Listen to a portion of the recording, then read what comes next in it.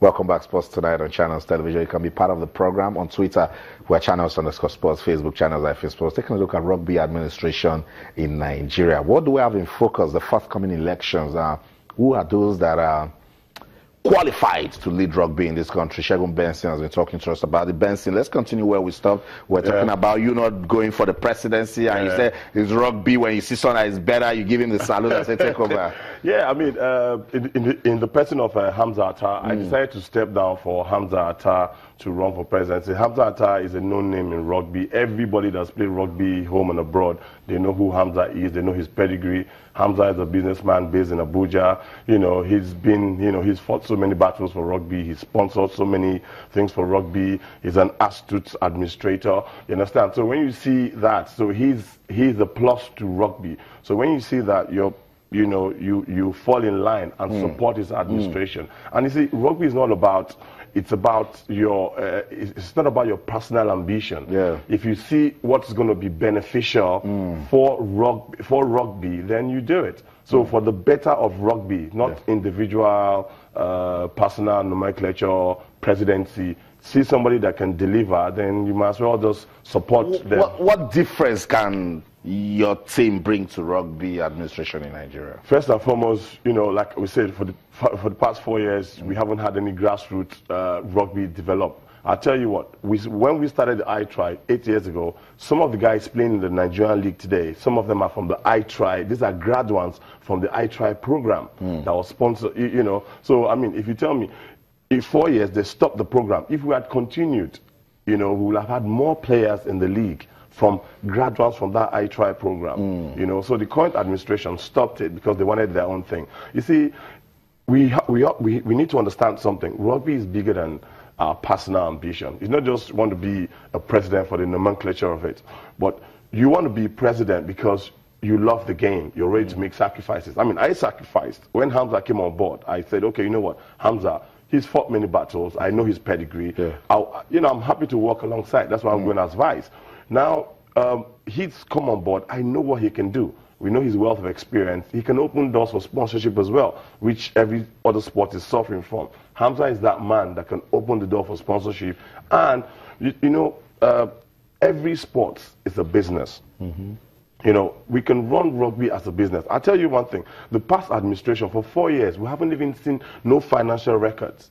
Wow. They haven't even held any AGM that we've seen. You see, so until we start to run sports the way it should be run, by the right people, then the difference, that development we yearn for will come. And now, let me even tell you something. Why, I mean, a lot of people are thinking, oh, this sport, rugby. Let me tell you something. We have over 2,000 Nigerians playing rugby in England alone. And do you know, I mean, as story, rumors, that the next England captain might be a Nigerian. With someone with Nigerian descent. Exactly. Don't we keep saying everybody's in Nigeria because they are small. We're beginning to confuse people. See, I know, but you see, the thing is, even the rugby world, they're waiting for Nigeria to get their ass together, get the right leadership on board so they can discuss rugby. Gone are the days. You see, sometimes, gone are the days, and I must thank, I must say this, I must thank the Minister of Sport. For the Minister of Youth and Sport Development, Solomon Dalong. I tell you what, gone are the days. You go to bed, you wake up, boom, there's a president. Who? How? Do you know in this same country, a traditional ruler has been president of rugby before? Seriously, traditional ruler. He hadn't even seen the ball before. Wow. I remember when he held the ball for the first time, like, oh, what is this? But now, what the minister did, which, I applaud him for that. I give him thumbs up. Okay. He said, let original stakeholders, let them be in charge of their sport. That's what we want. Let them be in the helm of affairs. And by doing so what that has what has brought, the benefits of that is I'm one of the benefits. That's why, I'm one of the beneficiaries. That's why I'm coming on air to campaign. Because you believe it will be credible. This time around it's an open system. It's an open system. Okay. And it's an open system. So people, and I tell you, even right now as we speak, the elections are coming. You have a lot of people inducing players here and there, promising them heaven and earth, giving them inducing. And you see, let me tell you something. As a rugby player, the minute you get induced, your integrity is at stake. You no longer have the integrity to carry the rugby ball and play on the pitch because you've been induced, you've been bribed, you know. So this is the first time I've played rugby in Nigeria. I've played rugby in England. Yeah. So I know what it is. I know what the boys have, you know, they go on the pitch. Yeah. I know how it is to go on that. To an extent, I agree with you and I understand what you're saying, but it's just we would need to get the other guys from the current board to come and encounter some of these players. Well, let's talk about acceptability of rugby. Sponsorship is a problem in this country with other sports. And you're speaking with so much passion because you've played the sport, you love the sport. How can we market rugby to make it very independent in this country?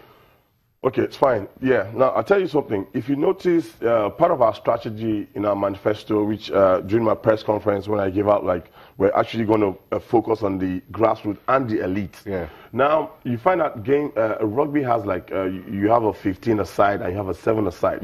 Now, we find out that countries like China and Russia, you know, even Americas, what they've done, I mean, these are new, well, not so new, but these are like countries that have embraced rugby and they've just climbed the ladder very fast. Yeah. Now, the reason is they actually take a 7-side.